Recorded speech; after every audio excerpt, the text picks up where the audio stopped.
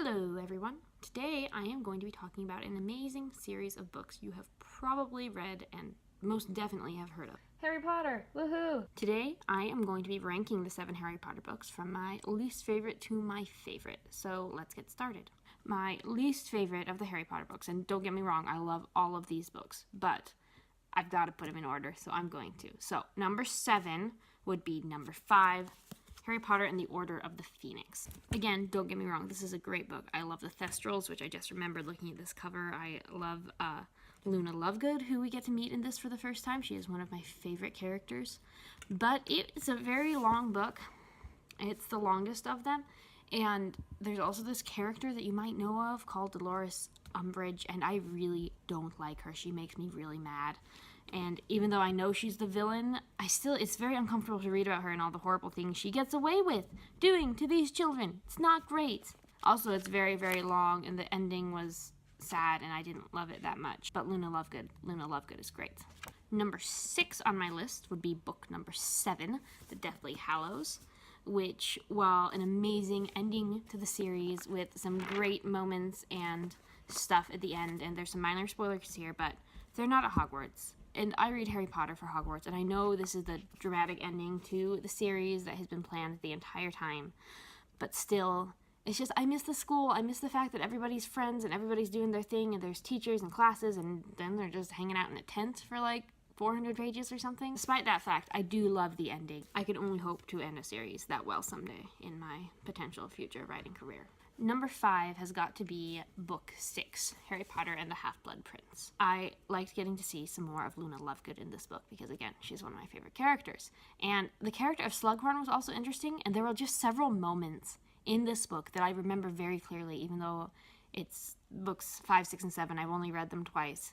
And there's just, sections that I'm like, that was a really good bit. I liked that a lot. There's some moments with Harry and Dumbledore and Ron and Hermione, and it's a good book.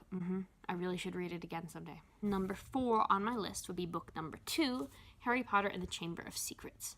Again, great book. I love the flying car. I love them going into the woods at the ends with the spiders, and Ron is hilarious and great. And Fred and George, who are technically my favorite characters in the series, they're amazing in this one. And getting to see the Weasleys' house is so great, and just, it's a good book. There was some good mystery, too. I loved the basilisk bit at the end, which is so intense and exciting, and the bit with the phoenix. How could I forget? Dobby, my favorite character, is introduced in this book, and he is amazing. Is he my favorite character? He's pretty close.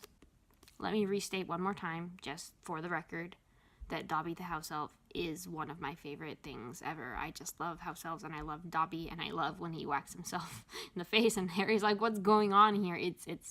That's great. Number 3 would be book 1, Harry Potter and the Sorcerer's Stone, the one that started it all.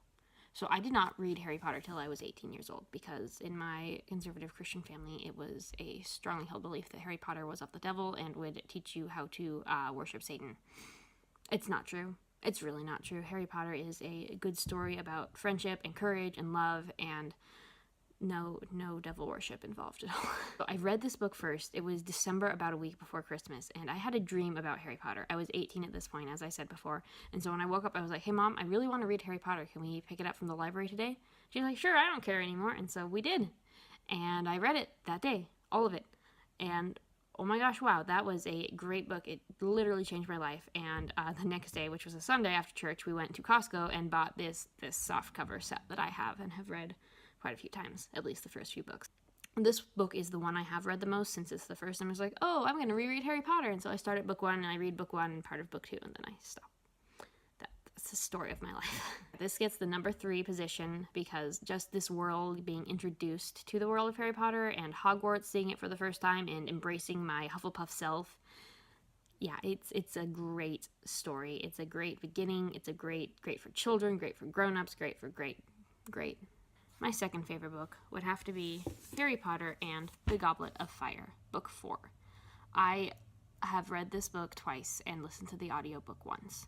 And it's just, this is the first one that made me cry, because reasons you will know if you have read this book, due to my deep Hufflepuff sympathies and love of a certain character who just didn't deserve what happened to him in this book. This is the first time something really horribly unfair happens to Harry, and it's so sad, and it's just like, takes it from being, in book 4, it takes it from being a children's series to a young adult series, because that's what happens to Harry in this book. He turns 14, he's suddenly not a child anymore.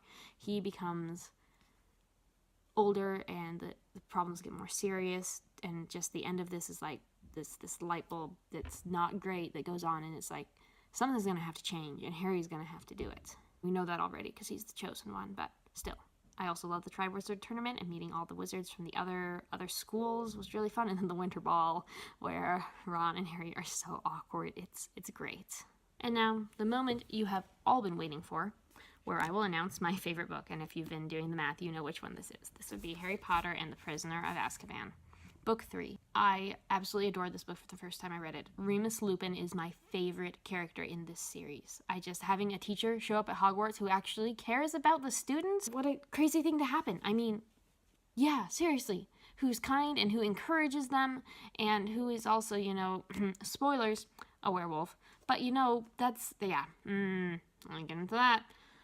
I'm very upset about the ending of this book, because, spoilers again, I'm so mad that they made him go away. Think of what a different series this would be if Lupin would have gotten to stay at Hogwarts to support them and teach them and do all sorts of great things. But no, we don't want a werewolf teaching our children, even though he mostly has it under control. Anyways, I also love the time travel in this book, which is really fun, the time turner, and I love Buckbeak, and I love the advancement of the plot, and the fact that it's just a little bigger than the first 2, but it's not quite as huge as book 4. It's a very manageable length for me to reread and reread and reread. And these things. I like those. Patronus. It's one of my favorite things in the books. The idea of the Patronus and the Dementors, and that's the thing I really like. I like the symbolism behind it, I guess. There you have it. My order of the Harry Potter books, favorite to least favorite. Again, I love them all. I've read them all twice. I've read books 1 through 3 many times, and book 1 and half of 2 even more than that. The audiobooks are also amazing. I've listened to books 1 through 4 on that, because the narrator is just so Harry Potter of it. It's so Hogwarts, and it just feels like going home listening to them. Even though I haven't listened to all of them, it's just, I really enjoy the narrator. So thanks for watching, and I'll have a video up tomorrow, I'm sure, and I'm hoping this is a little bit more cohesive than my video from yesterday. But it's not 10 p.m. It is 11:37 a.m. and I am actually awake and happy, and I'm going to get this posted by the early afternoon. So I will see you tomorrow, everyone. Goodbye. One more fun fact. Whoever made this box set should have made it just a little bit bigger, because after reading all of them twice, they don't fit anymore. So book 1 has to go on top, which is convenient, I guess, because it's the one I always reread.